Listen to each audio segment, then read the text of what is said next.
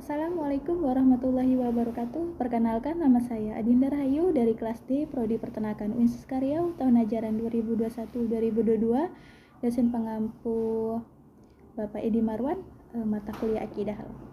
Alhamdulillahirabbil wassalamualaikum wa ala alihi washabbihi rasulillah ajmain. Amma ba'du.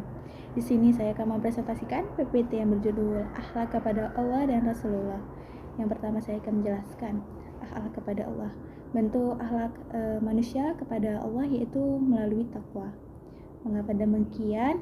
Takwa merupakan salah satu bentuk kecintaan penciptanya, yakni Allah Subhanahu wa taala terhadap hambanya manusia, yang memiliki hubungan yang aktif yang menimbulkan konsekuensi hubungannya menjadi antar sesama manusia ataupun terhadap alam. Dan takwa merupakan upaya manusia untuk menanamkan rasa takut terhadap penciptanya, takut atas kemurkaan Allah, dan takwa juga berfungsi sebagai benteng untuk menjaga diri kita agar tidak membuat kesalahan dan terjerumus ke hal yang tidak baik.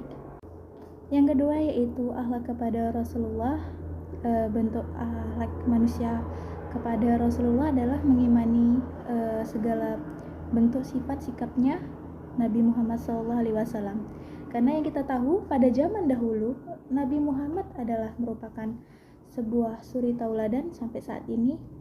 Jadi cara kita berakhlak yaitu kita mengikuti semua sifat dan sikap Nabi Muhammad, karena Nabi Muhammad merupakan sebuah suri tauladan, karena pada zaman dahulu dia adalah sosok manusia saja tapi mempunyai akhlak yang baik, mempunyai sikap sifat yang baik, akhlak yang terpuji, maka dia diangkatlah menjadi nabi terakhir.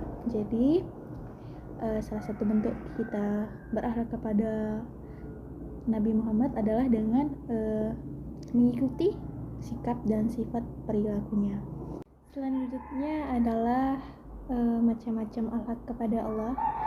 Ada dua macam yang ingin saya jelaskan. Yang pertama adalah akhlak kepada Allah dengan perbuatan gerakan tubuh badan. Seperti Allah telah memerintahkan manusia untuk selalu taat dan tunduk di hadapannya dengan cara beribadah, yaitu anggota tubuh, seperti contohnya sholat dan zikir, berdoa. Itu merupakan salah satu bentuk akhlak kepada Allah. Dan selanjutnya yaitu bentuk yang kedua yaitu adalah mengimani iman di dalam hati. Sebagaimana kita tahu seperti Asmaul Husna, contohnya Allah itu seperti Asmaul Husna. Kita harus yakin Allah Maha melihat, Allah Maha mengetahui. Jadi Allah tahu bila manusianya, umatnya itu di dalam hatinya itu tidak mengimani dirinya, mengkhianati dirinya di dalam hatinya. Allah tahu, karena Allah Maha mengetahui segalanya. Yang selanjutnya yaitu akidah akhlak kepada Allah. Yang pertama, memiliki akidah yang lurus, dan tidak menyekutukan Allah. Yang dimaksud di sini apa? Yaitu kita tidak pernah menyekutukan Allah, tidak berbuat syirik, tidak berbuat yang melenceng dari ketentuan yang telah ditentukan sama Allah, yang telah diajarkan sama Allah. Kita tidak melakukan.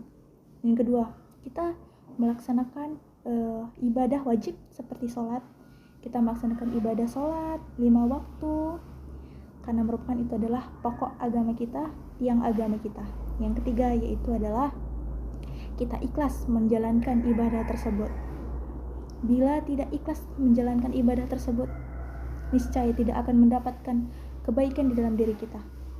Nabi Muhammad SAW pernah bersabda, bila orang yang sholat tapi tidak khusyuk, pahalanya seperti selembar sayap. Dan yang keempat yaitu adalah meyakini dengan hati yaitu kita yakin sama Allah, kita itu percaya sama Allah karena atas semua ketentuan Allah, kita percaya terhadap dirinya, kita taat kepadanya dan menjauhi larangannya. Itu adalah sebuah bentuk kita percaya kepada Allah. Yang terakhir adalah ridho terhadap ketentuan Allah, karena kita tahu kita sudah melakukan perjanjian di dalam kandungan, kita melakukan perjanjian berarti kita sudah sepakat dari kita lahir sampai kita mati. Jadi apapun yang terjadi pada diri kita harus ridho, karena itu merupakan salah bentuk akhlak kepada Allah Subhanahu wa taala. Yang selanjutnya itu cara berakhlak kepada Rasulullah sallallahu alaihi wasallam. Yang pertama yaitu kita percaya bahwa Nabi Muhammad sallallahu alaihi wasallam adalah utusan Allah.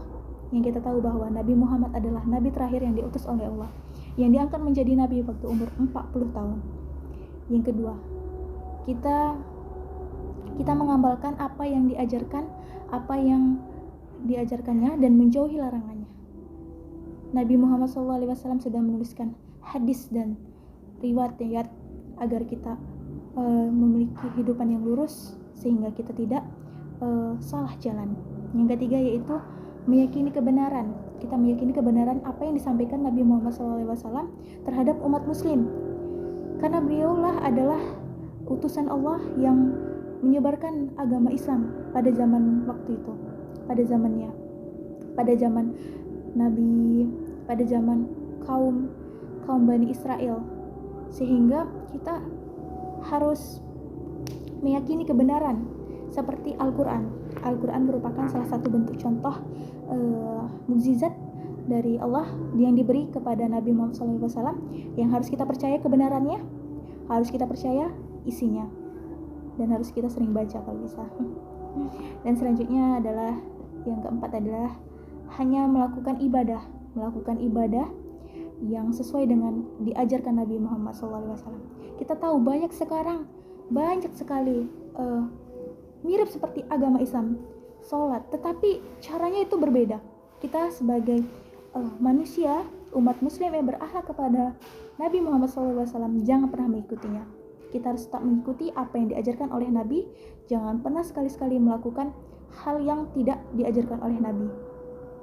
Yang terakhir adalah mencintai dan menghidupkan sunnahnya. Kita harus mencintai Nabi Muhammad SAW. Bentuk kecintaan kita adalah yang pertama, yaitu contohnya adalah kita merayakan hari keulang tahunnya, yaitu Maulid Nabi, adalah hari kelahiran Nabi Muhammad SAW yang dirayakan oleh umat muslim setiap tahunnya.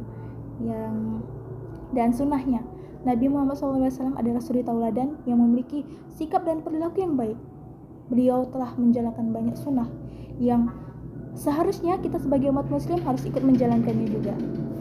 Dan sekian, itu adalah presentasi dari saya. Bila ada saya salah kata, saya akhiri dengan Assalamualaikum warahmatullahi wabarakatuh.